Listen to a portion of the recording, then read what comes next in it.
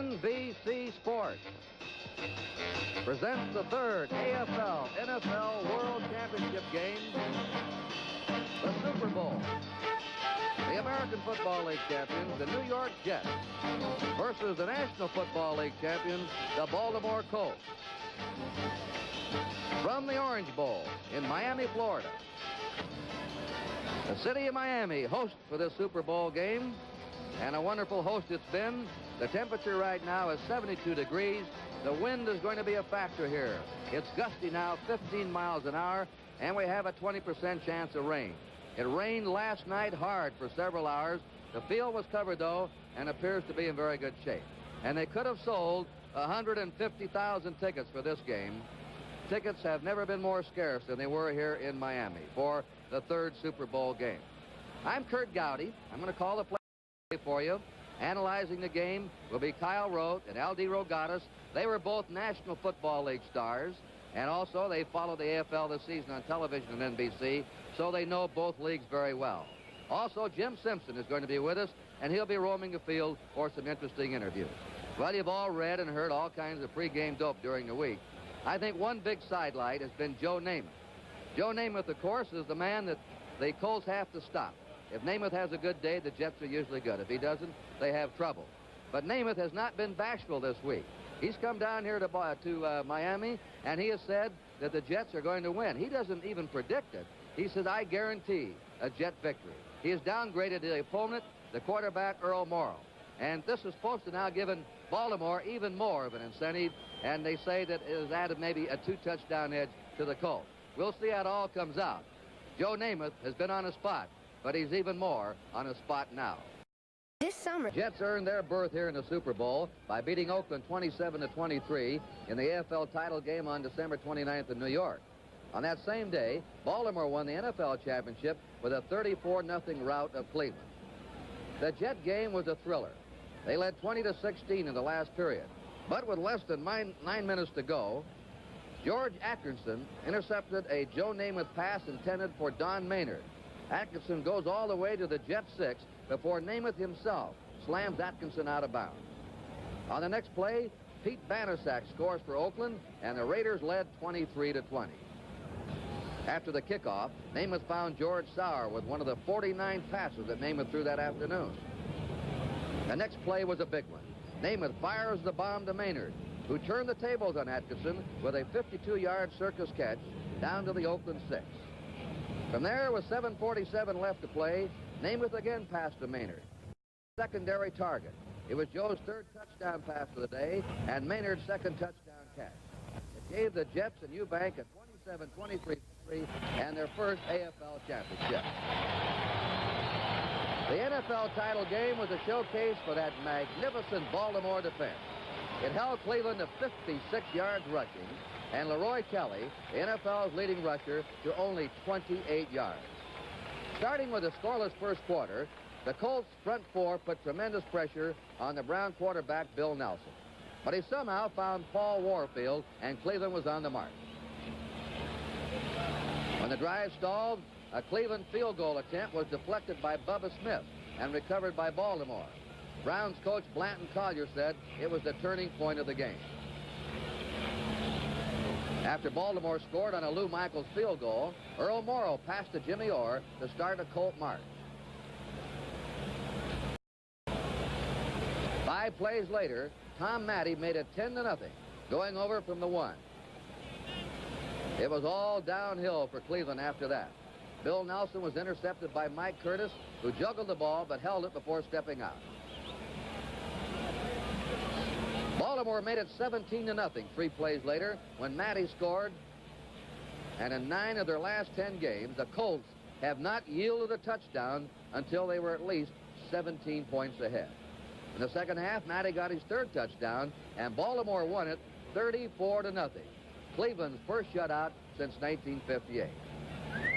L.D. Rogatis, now that we've seen the two teams here today, and we've talked in the name of the show is the name of the game is defense, let's break the defense down today.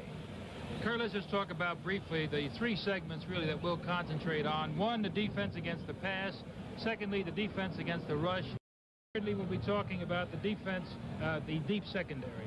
Now in that secondary, we're going to be talking today about Baltimore's sophisticated zone, and New York plays mostly man-to-man. How about explaining that to some of the casual fans who may be looking in? All right, well, now man-to-man is relatively simple. To talk about difficult to execute, one man follows one man regardless of where he goes.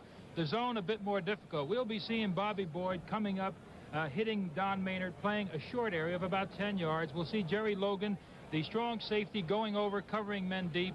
We'll see Mike Curtis, number 32, dropping to his left, taking away the strong zone. The object to beat Maynard and to provide very little room for Joe Namath to throw to. All right, now we sent Kyle Rote to the Jet training camp during this last week with a film crew, Pat Summerall to the Colt camp, and we interviewed some of these players, and we had them talk about defense. Now, we have to be mindful that the players aren't going to try and tip the other club off, and maybe some of the things aren't really what we're going to see here today. But first of all, we talked to the pass rushers, Billy Ray Smith, Bubba Smith of the Colts, and to the Jets, Gary Philbin. Yeah, you're right. You've seen the Jets only on film. How would you rate on the basis of that? How would you rate their offensive line? I think they have a good, solid offensive line. They're fairly quick. They've been giving Namath pretty good protection all year. I think he's only been thrown 17 times all year, so I'd have to say that they're pretty fair overall offensive line. I think that 17 is correct. Do you see any obvious weaknesses? Well, I think we see some, but whether we're going to be able to take advantage of them come Sunday or not, I don't know. Well, that leads me into the next question. Do you plan any change in strategy? I don't think we're going to have any change at all. The things that we've done well all year, I think we'll just stay with it. Jerry, in this matter of pass rushing, of course, the fellow who will try to be preventing you from getting back to Earl Morrall or Johnny Unitas, quarterback, will be Sam Ball, the right offensive tackle for Baltimore. Can you tell us a little bit about his style? Well, Kyle, just watching in the movies, I've never played against him. I haven't had the experience against him physically, but watching him and trying to see what bad moves he might have or tendencies he has that are his weak spots, I have to say he's a good tackle. He doesn't have too many bad tendencies at all. Some fellas like to lean out at you. Others like to put their head down, but he seems to fairly good overall. But I hope I have found one, and I'm going to try to use it Sunday. Actually, he's a little larger than you are physically, is he not? Yes, he is, Kyle. I think he's 6'5", 255, and so he has me by about 3 inches and 15 to 20 pounds. But I don't think it's going to be the main. Jerry, how much will you vary your pass rush? Different maneuvers?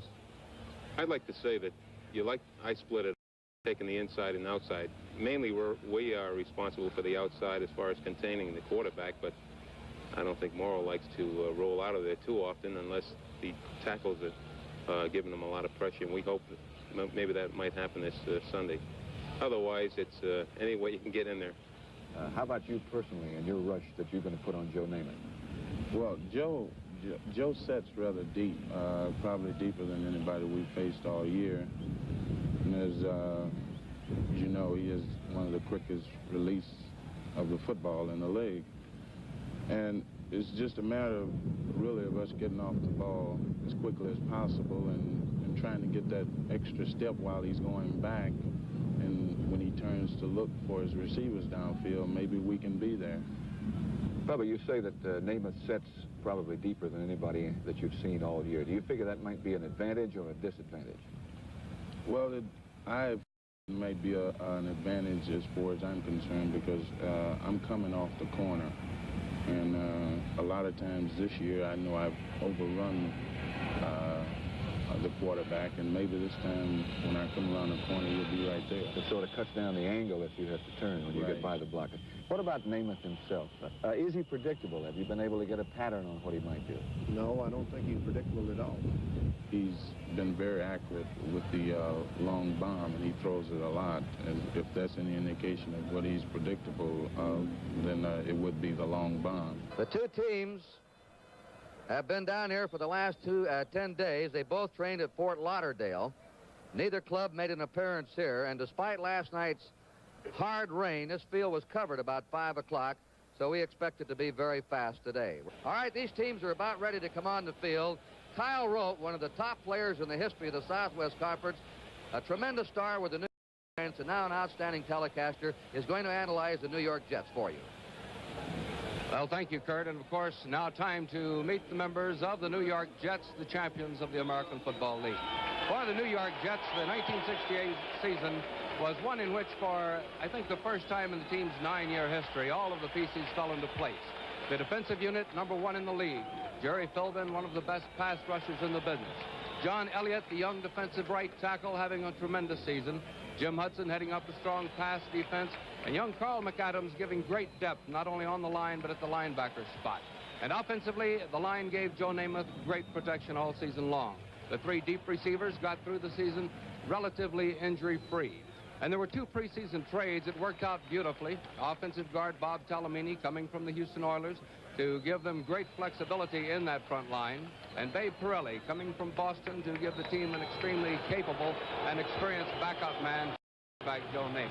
And, of course, Joe Namath himself. Controversial, exciting, but above all, a most talented ball player, a great passer, on whose right arm will be riding the hopes not only of the New York Jets today, but as well the hopes of the entire AFL. And the man who put it all together, head coach of the New York Jets, Weeb Ewbank. Weeb Ewbank, the only man in pro football history to win championships, not only in the National Football League, but in the American Football League as well. And, of course, going for his first Super Bowl championship. And now another one of our analysts today will be Al DeRogatis, an All-American lineman at Duke University, a star defensive tackle with the New York Giants, who's worked with us this past season on NBC television. And Al's going to analyze the Colts. And now as the Baltimore Colts, thank you, Kurt, as the Baltimore Colts come out of the football field, this is a team that in 1968 had one theme, and that was all the way to 68, and they've got one more to go, and you know they're going to be trying their very best. 1967, everyone knows they won all but one big game right at the end, losing a heartbreaker to the Rams. The interesting thing is that in this great classic, the great John Unitas will not be starting, but John is ready, and no one will be too surprised if John gets into the football game. The tremendous story is obviously the story of the Cinderella man, Earl Morrall, and Earl has done just a great job, and those fans around the country that admire the man must be awfully happy for Earl. The interesting thing is that Earl went to the Baltimore Colts as part of a trade for a second-string quarterback, Jim Ward. And now it's Don Shula coming onto the football field, a man that done such an outstanding job. All right, thank you, Kyle.